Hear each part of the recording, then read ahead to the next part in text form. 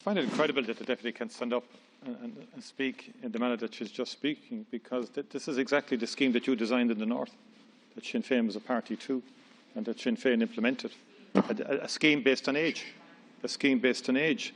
And this is, we're taking medical advice here, clinical advice here in respect of this change. We want to vaccinate people as fast as we possibly can. We're in the middle of a pandemic. Higher volumes of vaccines are coming in.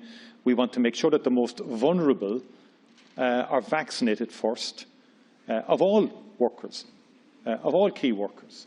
And remember, the prioritisation in respect of the different categories of key workers hadn't been identified.